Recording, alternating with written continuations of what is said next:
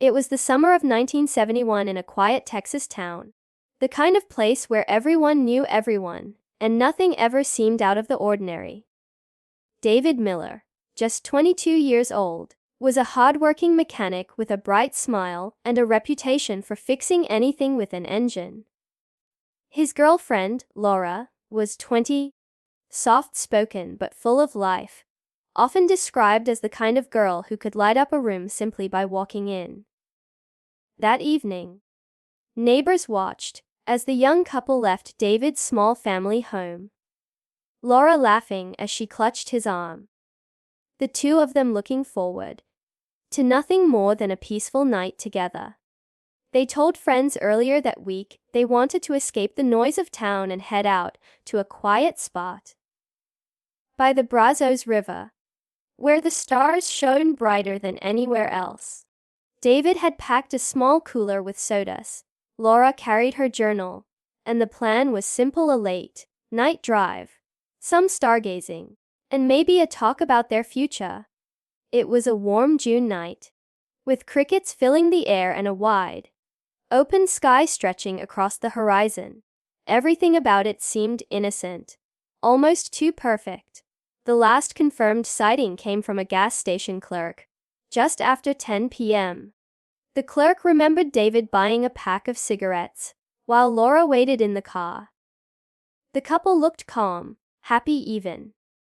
They pulled out of the station, turned onto the highway, and disappeared into the night. It should have been just another quiet drive down familiar roads.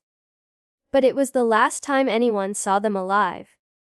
When morning came, David's mother expected him home. He always left a note or checked in, but that day nothing. By late afternoon, Laura's parents began calling around town, asking if anyone had seen their daughter. Friends thought maybe they had decided to stay out longer. But by the second night, the unease spread. The young couple had no history of running away, no reason to vanish, and no plans that would keep them from home. As hours turned into days, the worry grew into something darker. Search parties began combing the backroads and riverbanks. Families drove the highways themselves, hoping to spot the car. But it was as if David and Laura had been erased from the earth. Two bright lives, full of promise, gone without a single trace, swallowed by the Texas night. 3 days after David and Laura vanished, a farmer driving along a lonely dirt road near the Brazos River noticed something unusual. Parked just beyond a cluster of mesquite trees was a 1969 Chevy Impala, David's car.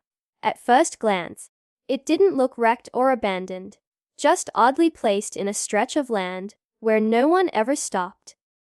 The farmer, curious and uneasy, contacted the sheriff's office.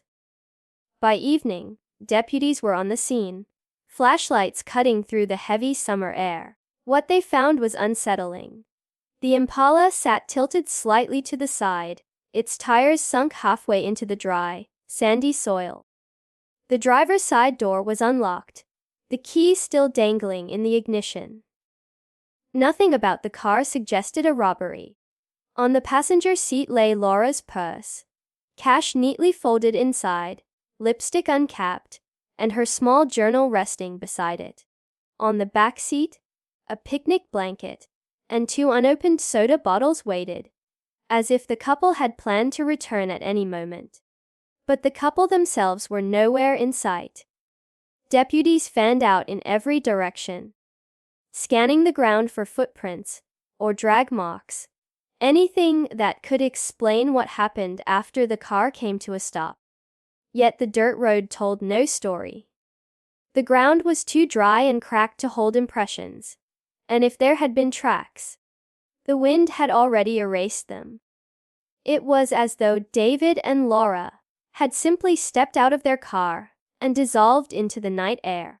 The sheriff at the time later recalled the eerie silence that surrounded the scene.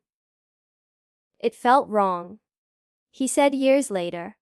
Cars don't just sit abandoned with the keys inside and nobody around. You don't leave your purse, your money, your life, unless you didn't leave by choice. To make matters stranger, the vehicle's engine was in perfect working order, and the gas tank was half full. There was no reason for the car to be stopped there, unless someone wanted it to be. By the end of that night, deputies had dragged the Brazos River nearby and searched the thickets of brush along the roadside, but their efforts turned up nothing. The car stood as a haunting marker, a silent witness to something unexplainable. For the families, finding the vehicle should have been a relief. But instead, it only deepened the mystery. They now had a place where David and Laura had last been, but no clue as to why they never returned. In the weeks that followed the discovery of the deserted car, the small Texas town could talk of nothing else. Coffee shops, church gatherings, even grocery store aisles were filled with whispers about David and Laura. Some residents believed the young couple had staged their own disappearance, perhaps running away together to escape the confines of small town life. Kids dream of bigger places. One man told a local newspaper, maybe they just wanted out. But their families rejected this theory immediately. David and Laura had jobs, responsibilities, and futures they often spoke about with excitement. Running away simply didn't make sense. Others began to suspect foul play. Texas in the early 70s was no stranger to crime, and stories of drifters moving through rural towns made the rounds. A few locals speculated that David and Laura had picked up the wrong hitchhiker on their late-night drive. The unlocked car, the untouched cash, the silence. It all pointed, they said, to something sinister. Parents in town began warning their teenagers not to stay out late, and the once peaceful highways suddenly felt dangerous after dark. But the strangest rumor of all involved something many were too nervous to speak of openly. Several residents who lived near the Brazos River reported seeing strange lights in the sky on the very night the couple vanished. One farmer swore he watched a bright, glowing orb hover low over the treetops, moving silently against the stars. Another woman claimed she heard a humming sound, unlike anything she'd experienced before. At first, these accounts were dismissed as imagination, but as more people came forward, the whispers grew louder. Could David and Laura have encountered something otherworldly? The sheriff's department dismissed the talk of lights as superstition, focusing instead on more earthly explanations. Still, the stories persisted. Some locals even began gathering at the spot where the car was found, hoping to see the mysterious glow for themselves. Teenagers dared each other to walk the dirt road at night, claiming they could hear faint voices carried on the wind, calling from the direction of the river. Whether born from fear, curiosity, or folklore, the town's imagination had been captured, and the line between fact and legend blurred with each passing day. Meanwhile, the families of David and Laura were forced to endure not only the agony of not knowing, but also the weight of rumors that painted a dozen different fates for their children. Every story, every whisper, seemed to stretch the mystery further, leaving behind more questions than answers. And as the months turned into years, the case slowly slipped from the front pages, but the unease never truly left the town. As the years rolled on, the disappearance of David and Laura faded from newspaper headlines. But in their families' homes, the silence was unbearable. David's parents kept his old room exactly as he left it. Posters on the wall, a toolbox by the bed, his jacket draped over the chair. Laura's mother refused to change the calendar in her daughter's room. The date forever stuck in June 1971. Every knock at the door, every late-night phone call sparked a moment of hope that perhaps, after all this time, there would be news. But it always ended in disappointment. For investigators, the case eventually went cold. Detectives who once worked the file retired. New officers inherited the dusty folders, and the official stance became no leads, no suspects, no answers. Still, the mystery lingered like a ghost in the community. Teachers mentioned it in hushed tones to new generations of students, warning them about the dangers of late night drives.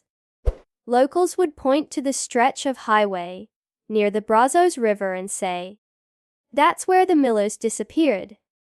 It became less of a case and more of a cautionary tale. The families, however, refused to let go. Every summer on the anniversary of their disappearance, they organized candlelight vigils near the river. Friends, relatives, and even strangers came together, holding flickering candles as they prayed for answers. Sometimes only a handful attended. Other years dozens showed up. But the tradition never broke. It was their way of keeping David and Laura's names alive, refusing to let the memory of that night sink into oblivion. Still, the passing years left deep scars. David's father, once strong and hardworking, grew bitter and quiet, often staring at the road where his son was last seen. Laura's younger brother, who was just a child when she disappeared, grew up in the shadow of the mystery, always feeling as though part of his family was missing. Hope became both a comfort and a torment. It gave them reason to keep searching, but also chained them to a grief that never allowed them to heal. By the late 1980s, nearly 2 decades had passed without a single break. The world had changed. New music, new presidents, new wars. But the Millers' mystery remained untouched, locked in time. To outsiders, the case had become little more than a faded story. But for the families, every quiet night carried the same dreadful question: where are David and Laura? And the silence that stretched across 18 long years only made that question louder. In the spring of 1989, Texas was gripped by an unusual drought. Rivers shrank, creeks dried up, and the once powerful Brazos River was reduced to a sluggish trickle in certain areas. Fishermen who had worked the waters their entire lives said they had never seen the river so low. The cracked mud along its banks revealed long forgotten objects, rusted tools, broken bottles, and debris from storms past. But one discovery would change everything. 2 local fishermen, wading through a shallow bend of the river one afternoon, spotted something unusual protruding from the mud. At first, they thought it was an old barrel or a piece of farm equipment washed downstream. But as they approached, the outline became clearer, metal, curved, and far larger than they expected. The more they scraped away the mud, the more undeniable it became. It wasn't farm equipment. It was a car. News spread quickly, and soon deputies arrived at the scene. A small crowd gathered on the riverbank, whispering anxiously as the sun dipped low on the horizon. The authorities brought in heavy machinery to pull the object free, the sound of chains and grinding metal echoing across the water. When the vehicle finally broke the surface, its rusted frame dripping with decades of silt, several people gasped. Despite the mud and damage, its shape was instantly recognizable to those who remembered the case. It was a 1969 Chevy Impala. Reporters arrived by the next morning, their cameras capturing the eerie sight of the vehicle sitting on dry land after nearly 2 decades underwater. For many in the town, it was like staring at a ghost. The car that had vanished along with David and Laura had finally returned. Questions poured in faster than the sheriff's office could answer. How did it end up in the river? Had someone forced it off the road? And most chilling of all, what or who might still be inside? For the families, the discovery stirred a storm of emotions. Hope collided with dread as they stood by watching deputies circle the rusted Impala. 18 years of waiting. of imagining 1,000 possible fates, now narrowed to this single moment. Everyone present knew the truth they had been chasing might finally be revealed. But no one was prepared for what they were about to find. Once the doors were opened, the rusted Chevy Impala sat on the sheriff's lot under a gray Texas sky, its once smooth paint eaten away by years of river water. Deputies moved cautiously, their gloves pulling at the swollen doors, which groaned in protest before finally giving way. The smell hit them first, a sharp, damp odor of decay and river silt. The kind of scent that made even seasoned officers exchange uneasy glances. Everyone held their breath, bracing for what they might uncover inside. When the beam of a flashlight swept across the interior, silence fell over the crowd of deputies and onlookers. Slumped in the driver's seat was the unmistakable shape of a human skeleton, still loosely held by a corroded seatbelt. Beside it, in the passenger seat, was another. The bones were fragile, some discolored by years of water and sediment, but their positions told a story to people, side by side, as if they had been frozen in time since that summer night in 1971. Investigators leaned in closer, their hands trembling as they carefully documented the scene. Bits of fabric still clung to the bones. What appeared to be the remnants of a denim jacket on the driver, and a faint floral pattern on the passenger's side. Laura's purse, though waterlogged, remained wedged against the dashboard, its contents mostly intact. A comb, a lipstick tube, and a faded notebook lay scattered in the glove compartment. Everything pointed to one chilling fact: David and Laura had never left this car. The realization spread quickly among those present.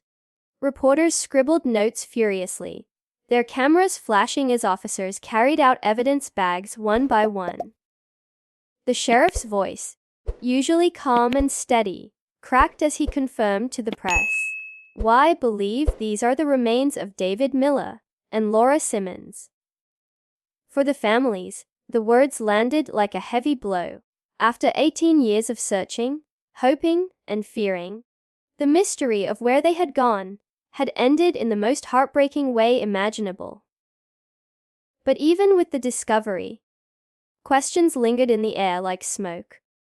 How had the car gone unnoticed for so long? Why was there no sign of broken glass or struggle inside the vehicle?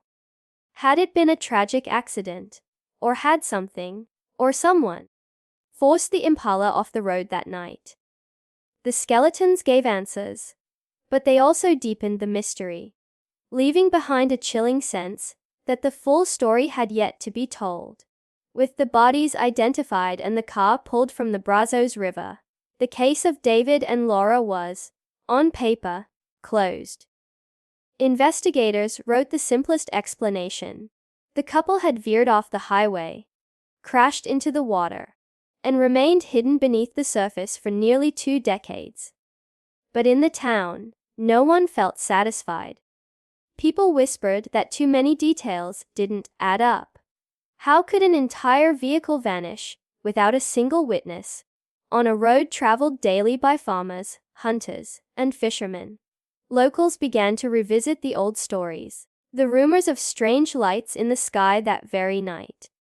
For some, the skeletal remains inside the car only confirmed their belief that something unnatural had happened. If it was an accident, one man said, "Why didn't we hear the splash? Why didn't someone see?" The questions spread like wildfire, transforming what should have been closure into a deeper, more sinister mystery. At night, people avoided the stretch of highway near the river. They claimed the air felt heavier there, colder, as though the land itself remembered the tragedy. Some who drove past swore they saw faint headlights in the distance, vanishing suddenly into the darkness. Others claimed they heard the sound of skidding tires, followed by a splash, replaying again and again, like the night of June 1971 trapped in an endless loop. For the families, The discovery brought both peace and torment. They finally had their children back, but they also had to face the cruel truth. David and Laura had been right there all along, their cries for help swallowed by the river's silence. 18 years of vigils, of prayers, of endless searching, and the answer had been hiding just beneath the surface. That thought haunted them more than the loss itself. Even now, decades later, the legend lingers. Travelers who pass through the area leave flowers on the roadside. Strangers to the millers, but drawn to the eerie tale. Some say if you stand by the river on a moonless night, you can hear the faint echo of voices calling, or catch a glimpse of two shadowy figures sitting quietly in a car, staring out at the water as if waiting for someone to finally notice them. And so, what began as a summer night drive in 1971 ended in silence beneath the waters of the Brazos River. For 18 long years, David and Laura were hidden in plain sight, waiting to be found. The car, the bodies, the unanswered questions, all remind us of how fragile life is, and how some mysteries never truly die. Even today, travelers who pass that lonely stretch of highway say the land feels different there. Like time itself is holding on to a secret. Perhaps it's only imagination, or perhaps the river remembers. One thing is certain. David and Laura's story is no longer about what was lost that night. It's about what was discovered, and the haunting truth that sometimes the past refuses to stay buried. They were there the whole time, waiting to be found.